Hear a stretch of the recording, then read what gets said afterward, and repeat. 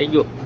तो शिव समान उदार कोई दाता नहीं, अन ये विपद निवारण हार रे। शिव समान उदार कोई दाता नहीं, अन विपद ये निवारण हार। ए लजिया मोरी राख जो शिवनंदी के यशवार। तो कैलाश के निवासी नमु बार बार हूँ, आयो शरण तिहारे बोले तार तार तू।